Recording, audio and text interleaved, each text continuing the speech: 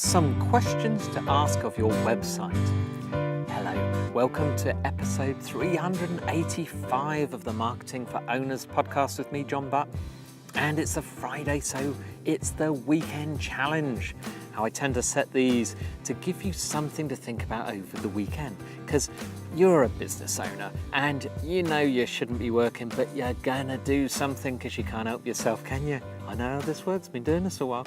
So I'm going to give you a little challenge, and it's something to think about. So it's work, but it will help improve your business, and it's easier, won't take long. And you can do this over the weekend anytime and take action next week. If you want to see the others, if you go to the website at marketingforowners.com/challenge, you'll find there's loads. Whatever 385 divided by 5, because I've been every Friday, is, and quite a few, 60 odd. So go look at those. There are many amongst those that I do periodically, so always worth a go. Now, as usual, I ask you to get a pad, and a pen, or a piece of paper, or a pencil, but better to do it like that rather than put it on an iPad or something like that, because it engages your brain when you write stuff down and helps you get more out of it. So ready, number one. Remember, this is about your website, so I want you to look at your website and to think, because your website is important. This is the 21st century, by the way. So, number one, why would anyone want to come to your website? So that's it, simple question. Write it down. Why? Why would someone come to your website? If your website is simply a brochure online, it's just thus pretty much the same. So it's got about us, services, contact, news, and the news is like from 3 years ago when you had the website made. The services, you're called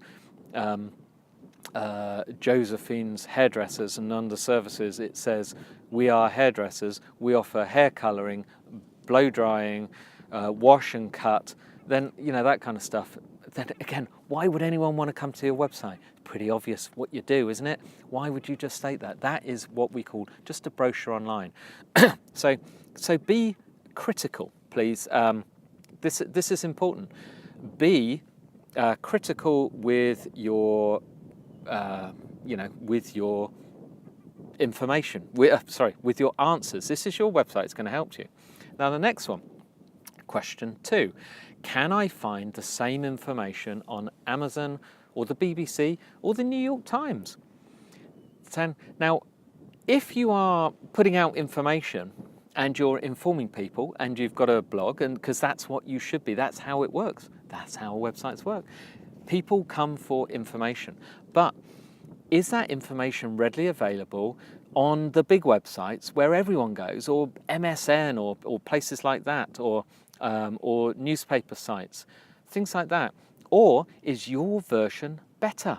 Now, that's fine. If it's on the BBC website, then it's fine. Is your version better? Because, quite simply, I'm going to be harsh here, if it isn't, I'm going to get my information from the BBC. And if I want to buy things, I'm going to get my information from Amazon. Or I might look up at CNN or MSN or the New York Times, something like that.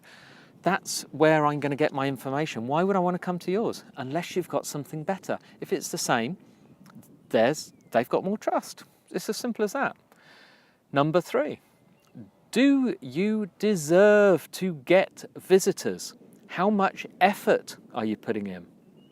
And that's it, really. How much effort are you putting in? So when did you last update your website? Because imagine if Cosmopolitan published a magazine and updated it twice a year, put out a new one twice a year. Do you think they'd have anybody buying it? They put it out every month, and everyone knows it's coming out every month, but every month is completely different. Imagine the effort it takes to write all those articles, to find all those ridiculous little sex surveys or whatever they put in, and everything else they do to make it different, to keep people interested. And you might say, well, it's their business, that's what they do. But this is This is a tough old world. This is a competitive world. You need to do the same. I don't mean you don't need to be like Cosmopolitan, but you need to update. People want fresh information. If you're not putting the effort in, why? You don't deserve their attention. Number 4, who is the website aimed at? Who is it for? So if you were Josephine's Hairdressers, is it aimed at, and your clientele is women in the town where Josephine lives and within a radius of 10 miles? I don't know. Do you know the typical person there? What do they do for a living? Have you got a big factory in the town? Do half the people work there? Can you talk about that kind of subject? Is it like here, this is a seaside town? A lot of people have boats and things. Can you relate to them? Do you have a target audience? So for instance, if Josephine Singh was here, you might talk about if you're a member of one of the boat clubs, salt can do this and this to your hair. But if Josephine talked about that and the place was inland, miles from the sea, it's of no relevance. So you've got to know your audience. Are you aiming at the right visitor? Because if you're not, you're wasting your time, and you don't have time to waste. This is going to help. Number 5, have you considered mobile or tablet traffic? Now, what I mean by tablet, iPads, Galaxy Note, Kindle Fire, Google, who knows what, Microsoft Surface, and all those kind of things. Tablets. So a tablet, iPads, etc., use the same web technology as a smartphone. Now, you might have noticed that's very different to your computer in that they're all separate apps. It's not, you can't just open them up. They're not all interconnected. They're all sort of individual. And websites display differently on things. So if you look at, you imagine a supermarket website. It's got loads and loads of categories, loads of things. If that tried to fit on your little iPhone, it'd be impossible. You'd have to squeeze and enlarge. You couldn't read anything. So there needs to be a mobile version. Have you actually looked at your website and seen how it appears? Now, Google very publicly said if your website isn't suitable for use on mobiles, we won't display it when people are searching from a mobile. Simple as that. It's Google's visitor is its searcher, so it wants to give them good results. So check that out. And one little tool, by the way, sign up for Google Webmaster Tools. It's totally free, and then you'll get reports of whether Google thinks your website is good or bad or whatever, and otherwise you're flying blind.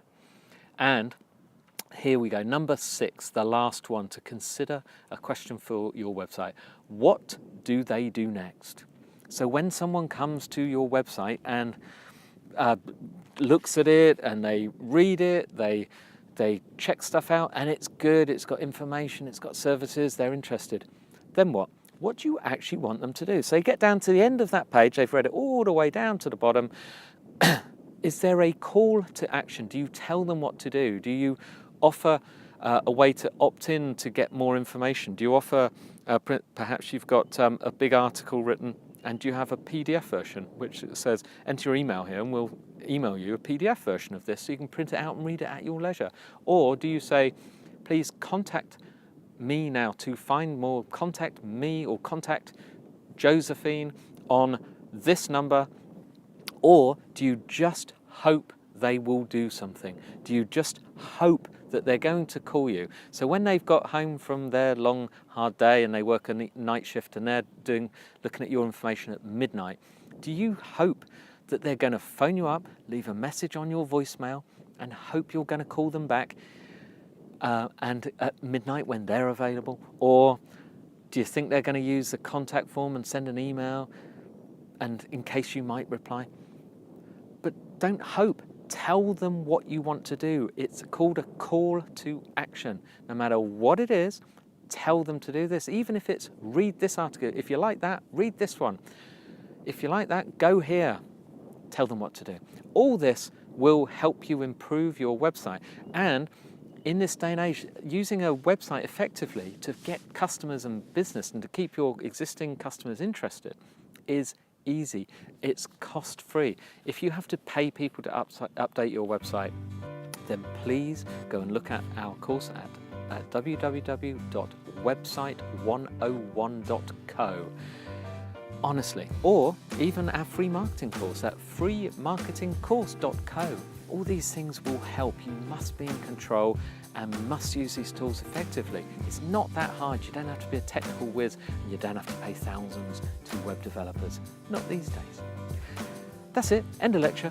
You are going to have a nice weekend anyway. I'm sure it's going to be sunny where you are. Even if it's not, enjoy it with your family.